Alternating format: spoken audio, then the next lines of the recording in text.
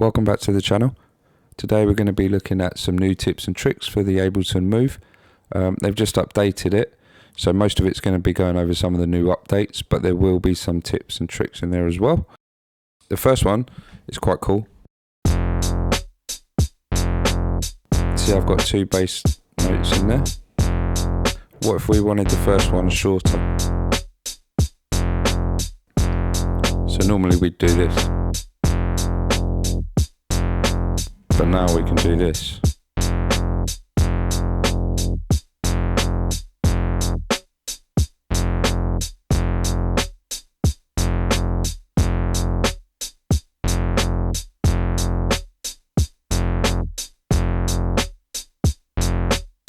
I still like this way.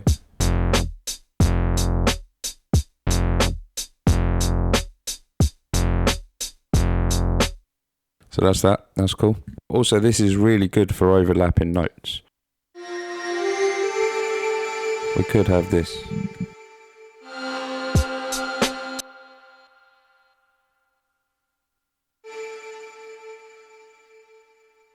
So that's only 3 steps, but that carries over it. Now if it had legato, what you'd be doing there is you'd be telling it how long it took to glide to the next note.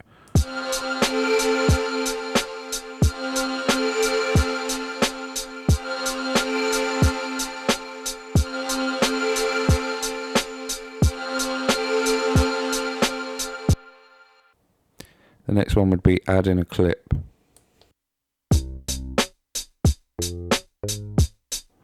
If we press this, we've got a new button now.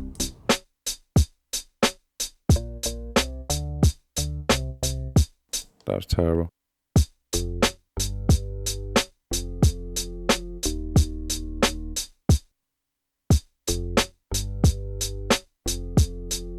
So we made a new clip. If we go back to notes, and press Shift and 14, and it's made us another box.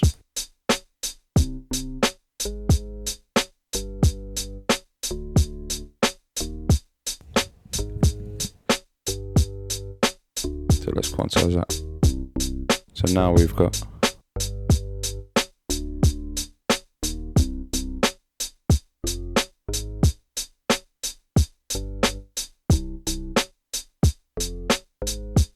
okay.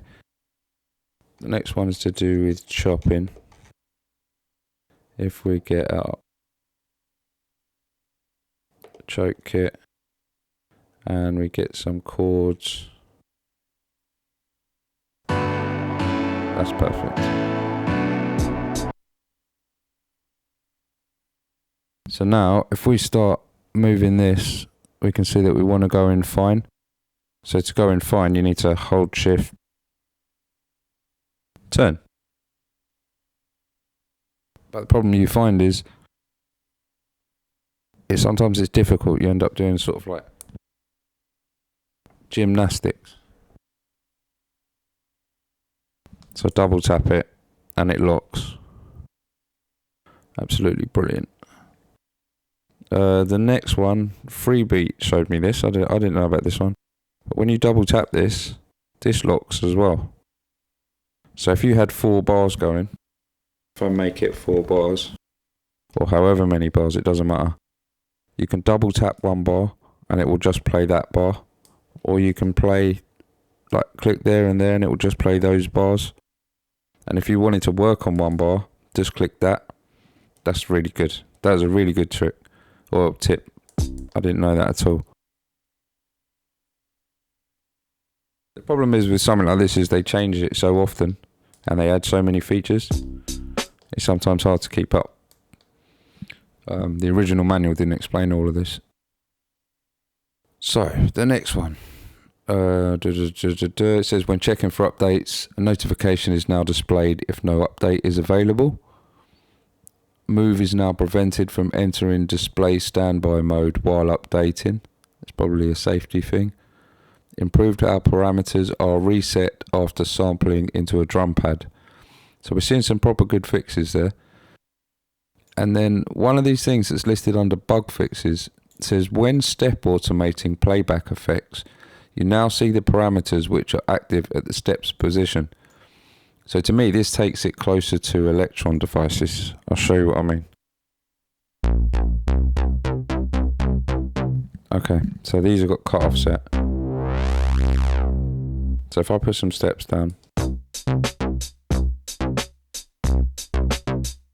now I can lock steps.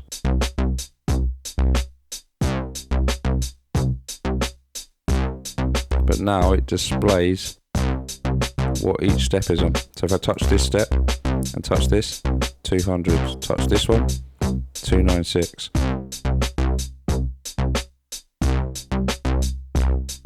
Before it just had a dot on it. Now it tells you what the actual parameter is, or its position. Makes it a lot easier to step lock.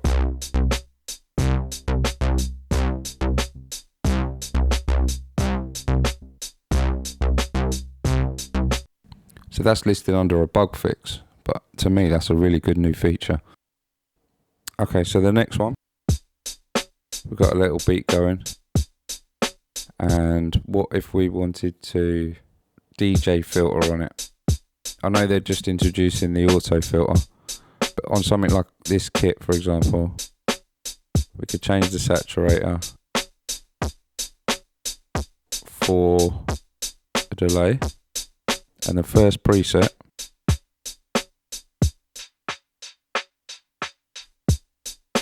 so this is something I did on the upturn pack.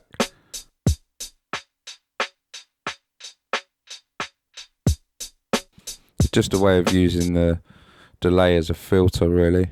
It's already set to do it, so all you've got to do is turn up the dry wet. Works really well in like garage and house and pretty much anything, I would imagine. So these hi-hats, I'm just going to play them in myself.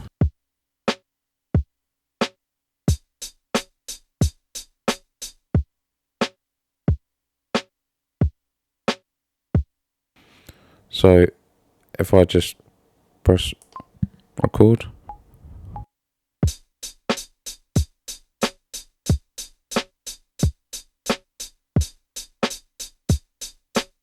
right, so you can hear everything else is in place, but the hi-hats are out of place.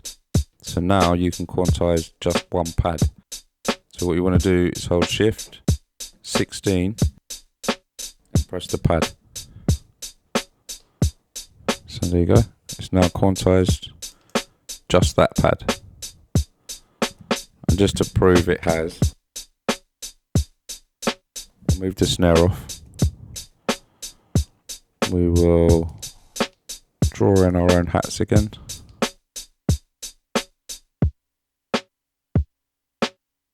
And I'll record them.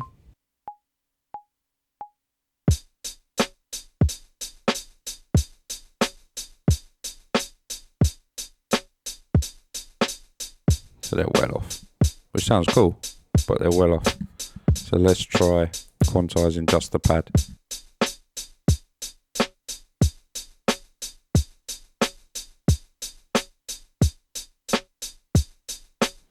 So you can still hear our off snare, but the hats are quantized. So that's an awesome feature. Really good if you're doing hip hop. If you go to here, you got session mode and their effects, and they are nothing to do with anything that's on here. And when people talk about a limiter on the master, there is no limiter. It's a punch glue. And then on top of it, there's a saturator that's been saturated at 9 dB. So if you turn these off, what you're going to find is you're less likely to get that driven sound out of it. What I was finding with some tracks is that it sounded distorted and the volume wasn't even up high, and I was like pushing into the device too much, it sounded like, but I was barely doing anything. And that's because by default it's got analog clip on, which is driving by 9 decibels. and it's also got punch glue, which to my ears I couldn't hear that doing too much. But I did come up with the idea of what happens if you was to change the map for reverb and you wanted to wash out a track. You could be in session view while you're switching patterns, and then you've got the ability to use your effects, whether it be delay or reverb. And I think that's it for today, guys. As always, thanks for your time, and I'll see you soon.